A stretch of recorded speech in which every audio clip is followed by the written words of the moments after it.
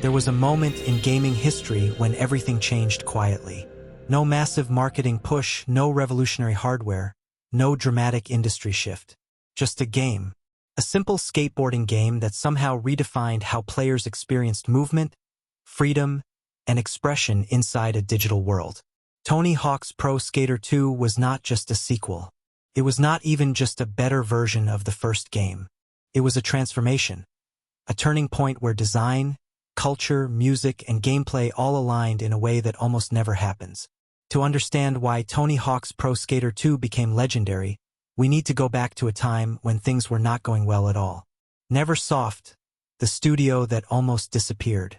Before Tony Hawk, before skateboarding games, before success, there was failure. Neversoft, the studio behind Tony Hawk's Pro Skater, was not a powerhouse. It wasn't even particularly well known. In fact, by the late 1990s, Neversoft was struggling badly. The games they had released didn't make a significant impact, and financially, the studio was on the brink of collapse. They weren't just trying to succeed, they were trying to survive. This context is important because it explains everything that came next. When a studio has nothing left to lose, it often becomes more creative, more daring, and more focused. Neversoft needed one hit, just one.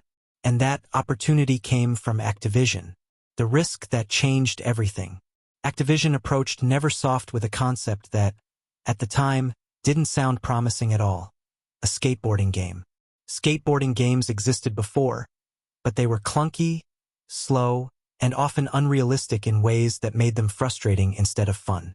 The genre itself didn't have a strong reputation, but Neversoft approached it differently. Instead of trying to simulate skateboarding perfectly, they focused on something else entirely. How it feels to skate. Speed, flow, momentum, style. They weren't building a simulation, they were building a sensation. And when Tony Hawk's Pro Skater 1 launched in 1999, something unexpected happened. It exploded. The first game was a hit, but it wasn't enough. Tony Hawk's Pro Skater 1 was fast, addictive, and unlike anything players had experienced before. It introduced a control system that felt natural and rewarding. It turned tricks into rhythm. It made players want to keep going, keep chaining moves, keep improving. But for Neversoft, success wasn't the finish line. It was just the beginning, because they knew something important. The first game wasn't perfect. There were limitations. Combos felt restricted. Flow was there, but it could be deeper. The system had potential that hadn't been fully realized. So instead of playing it safe with a sequel, Neversoft made a bold decision. They would rebuild the experience from the inside out. The creation of Tony Hawk's Pro Skater 2. The goal for Tony Hawk's Pro Skater 2 was simple on the surface. Make everything better. But in reality, what they achieved was much more significant. The most important addition to the game, the feature that changed everything, was the manual system.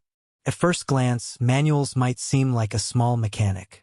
Just balancing on two wheels. Just a simple trick. But in practice, manuals completely transformed the game. Before manuals, combos had limits. You could link tricks together, but eventually you had to stop. The flow was interrupted. With manuals, everything changed. Players could now connect lines across entire levels. Combos became creative expressions, not just sequences. The game turned into something closer to a language. You weren't just performing tricks anymore. You were creating your own style. Gameplay that felt like freedom.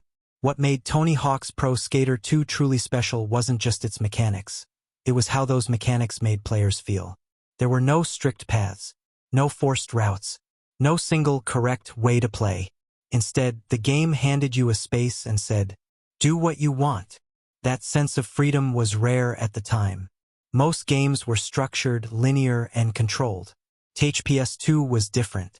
You could fail. You could experiment. You could try something ridiculous and somehow land it. And when you did, the game rewarded you. That loop, try, fail, learn, succeed became addictive.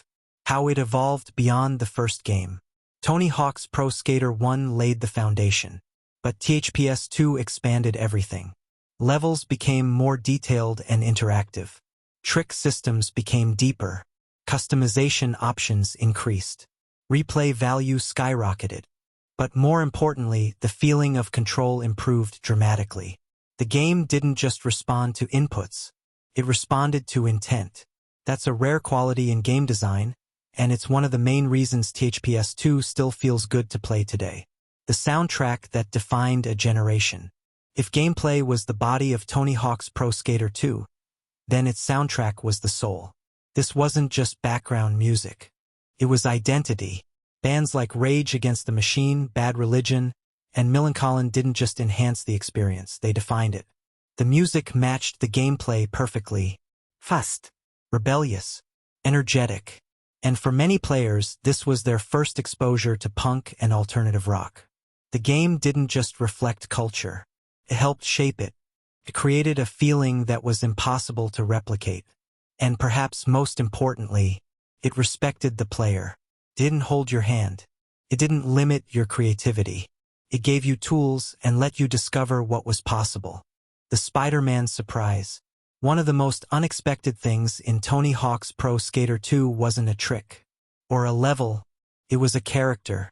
Nach rechts zeigender Finger Spider-Man. At first, this made absolutely no sense. Why would a superhero exist inside a skateboarding game? But the early 2000s were a different era. Crossovers weren't over-engineered marketing strategies. They were experimental, surprising, and sometimes completely random. Spider-Man was unlockable, hidden, not immediately obvious. And when players discovered him, it felt like breaking the game in the best possible way. Why Spider-Man worked?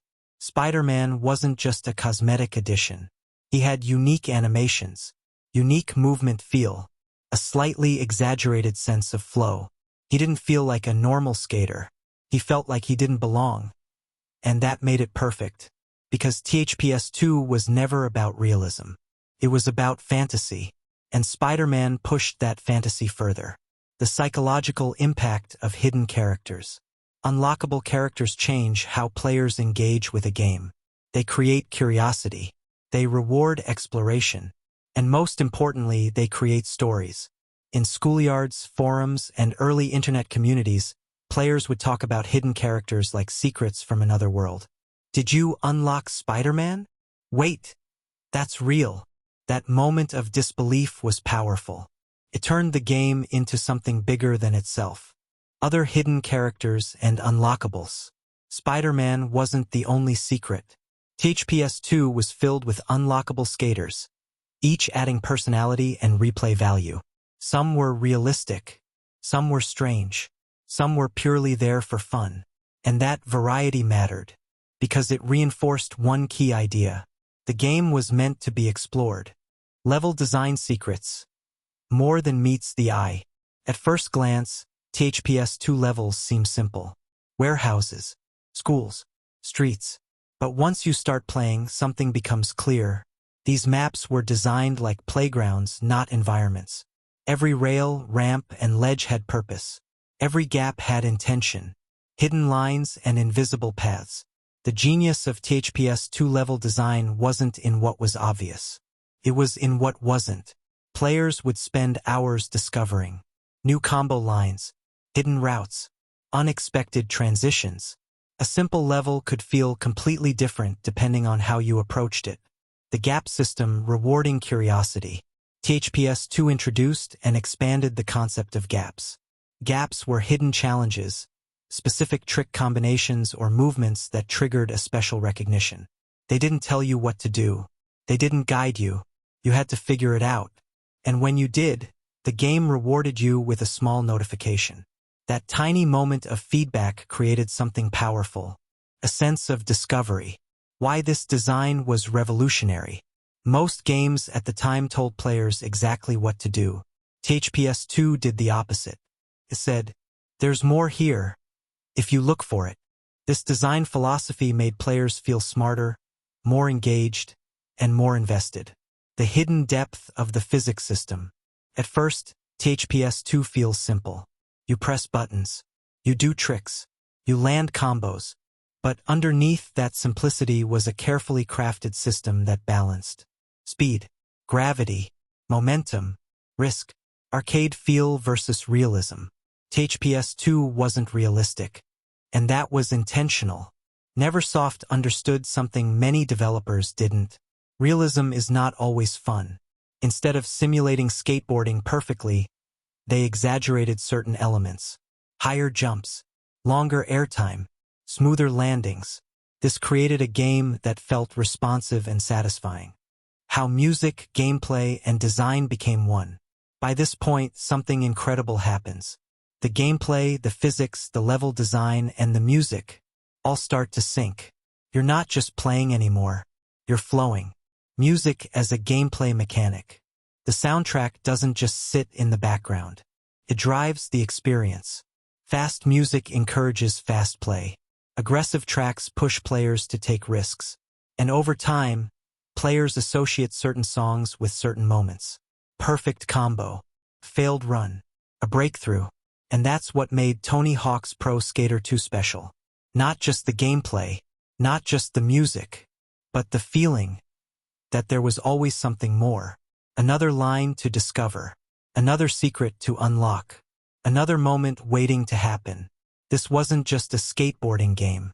It was a world you could lose yourself in.